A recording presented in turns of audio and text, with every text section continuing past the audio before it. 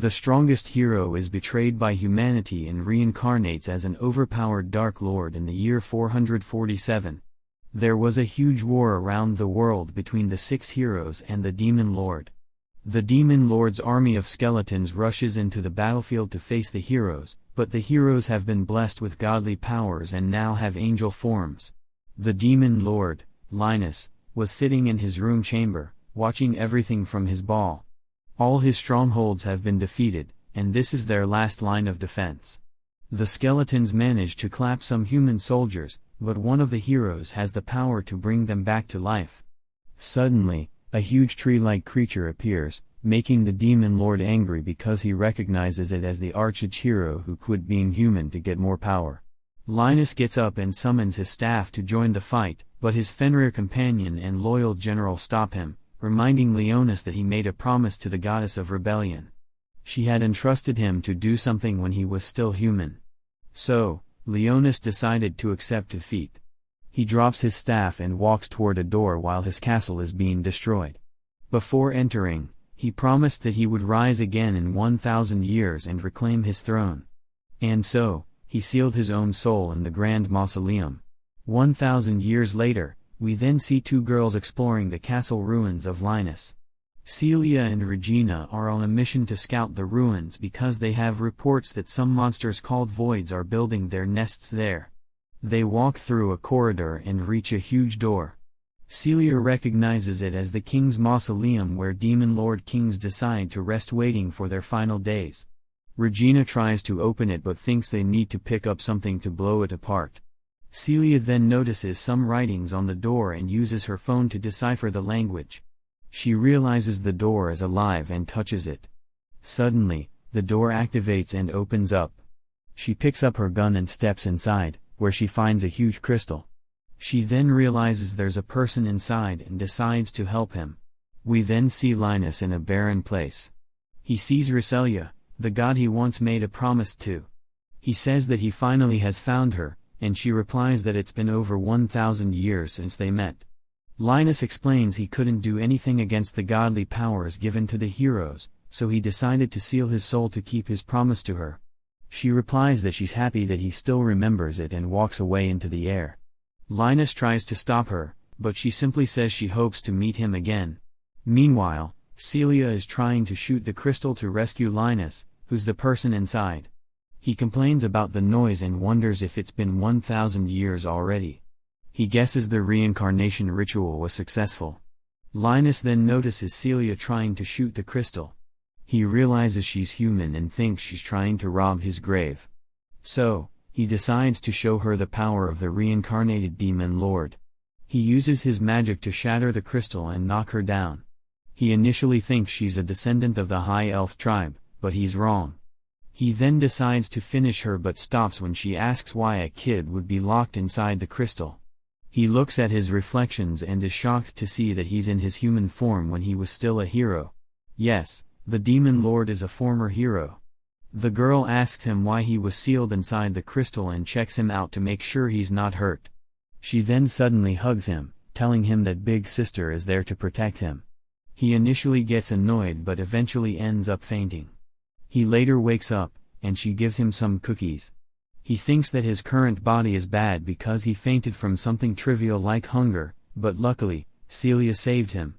She then asks if he's fine, introducing herself as a 15-year-old student from the Holy Swordsman Rearing Institute, and asks for his name.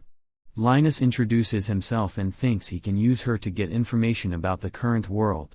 She repeats his name sometimes and calls it cute. He gets annoyed because his name once meant chaos and terror, but now a random girl calls it cute. He then realizes that his record as the Demon Lord was deleted from history. She asks for his age, and he replies that he's 10. She then asks if he remembers the void monsters that had taken him away, but he's confused. She then explains that voids are enemies from another world, and that she and her school colleagues are knights who wield swords to fight them off.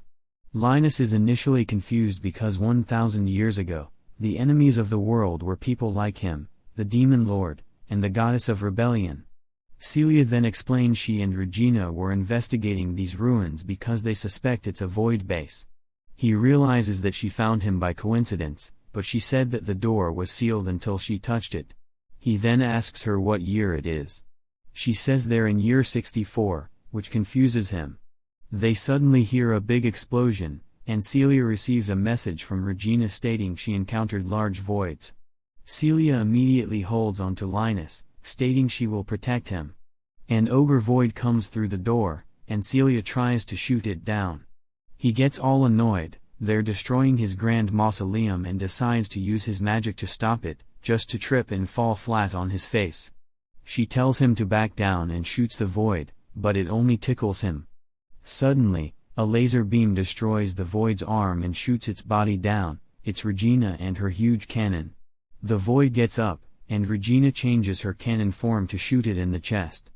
Despite being surprised to see Linus, Regina simply tells Celia to take away and escape while she holds the void down. The two run away, and Linus thinks nothing went according to his plan.